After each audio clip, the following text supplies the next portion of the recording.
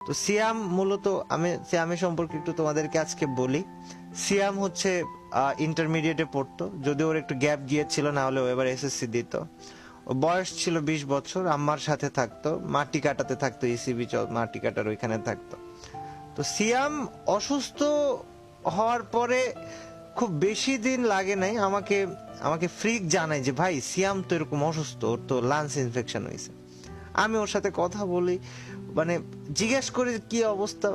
বিশ্বাস করো ভাই, মানে কসম খোদার, ও যে একটা ছেলে, ও যে একটা মারা গেছে, ও যে একটা ছেলে, ওর কথাবার্তা কোনো জায়গায় তুমি বলতেই পারবা না যে ছেলেটা অসুস্থ, মানে ও অসুস্থ, বা ওর কথার মধ্যে এরকম ধরনই নাই। এরা আসলেও অন্যরকম একটা ছেলে, একটা ফাইটার তো ফাইটারই, মানে কথা বলার মধ্যে ভাই কোনো রকমের অসুস্থতার কোনো লক্ষণ নাই। আমি লাস্ট কিছু কিছু দু এক সপ্তাহ আগে, 1 সপ্তাহ বা 10 দিন আগে, ওরা যখন এফএফবিসি খেলার ওই টাইমটা, ওর আম্মার সাথে কথা হয়, ওর সাথে কথা হয়। ও আমারে বলে যে ভাই আমি জিজ্ঞেস করছি কি অবস্থা, তুই কবে সুস্থ হবি? বলে ভাই এখন যেহেতু লাংস ইনফেকশন হয়েছে, তো ইন্ডিয়া যেতে চাচ্ছি, ইন্ডিয়া যে একটু অপারেশন করাইতে হবে, বাংলাদেশে ডাক্তারকে দিয়ে অপারেশন করাইলে ভাই জানেনি তো, মানে বাংলাদেশের উপরে আমাদের ম্যাক্সিমাম মানুষের ভরসা নাই, বিকজ বাংলাদেশ একটা এমন পর্যায়ে থাকার দেশ, এদেশের সব থেকেও এদেশে কিছু নাই। এই দেশের জন্য এর থেকে বড় ব্যর্থতা আর কিছু নাই।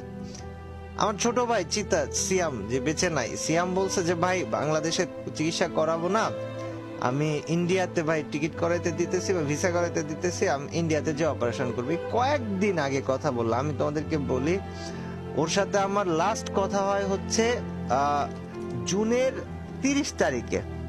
ও বলে যে ভাই ভিসা অ্যাপ্লাই যে করবে, ওনাকে টাকা পাঠাতে হবে। আমি বলি যে আচ্ছা ঠিক আছে, সমস্যা নাই, তুই ঘুমাই যা, আমি রাতের মধ্যে পাঠিয়ে দিচ্ছি।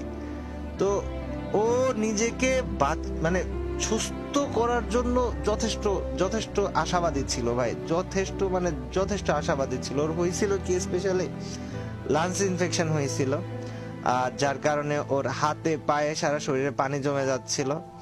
এবং লাস্টে সম্ভবত গত কাল রাতে মিরপুর 11-তে তোমার ছিল, ডেল্টা হেলথ কেয়ারে ভর্তি ছিল।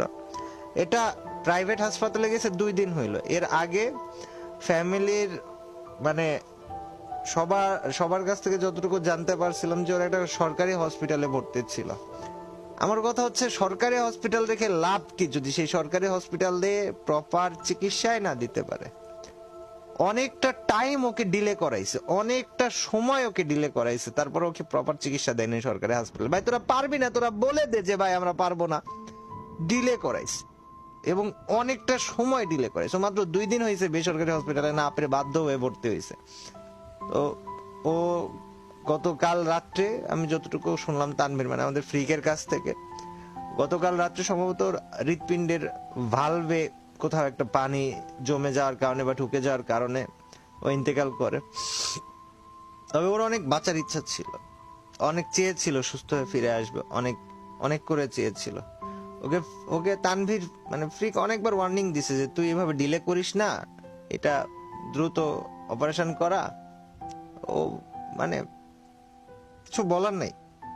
আর তোমরা যারা ভাই স্পোর্টস দেখো, আমি তোমাদেরকে বলি, যারা স্পোর্টস দেখো বা ভালোবাসো বা স্পোর্টস লাভার আছো, মানে জব ব্রেকার স্কোয়াড ফ্রি ফায়ারের বাংলাদেশের স্পোর্টস এর শুরু থেকে আজ পর্যন্ত থাকা সব থেকে আমি আবারও বলতেছি, সব থেকে বেশি কনসিস্টেন্ট থাকা স্কোয়াড, এই স্কোয়াডের তানভীর মানে আমাদের ফ্রিক 22, ওরা ফ্রিক, নাইম আলম, চিতা, মানে এই নামগুলো যখন একটা ম্যাচে আসতো কি যে হইতো, যারা পুরাতন প্লেয়ার শুধু তারাই জানে, তা বাদে কেউ হয়তো বুঝতেও পারবে না।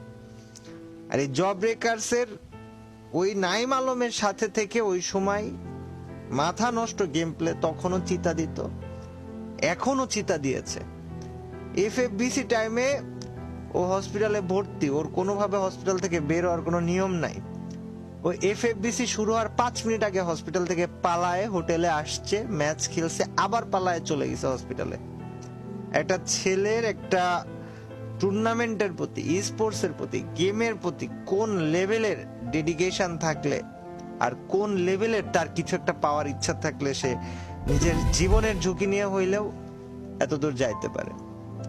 যাক গাইস, এই যে প্রোফাইলটা, এটা আমাদের চিতার প্রোফাইল। আমি সার্চ করতেছি যখন, আমি দেখতেছি 1-2 ঘন্টা আগে অনলাইনে ভাই। আমি 3 দিন আগে ওর সাথে কথা বলছি। হ্যাঁ, আমি কোনোভাবে মানে আমি নিউজটা শোনার পর থেকে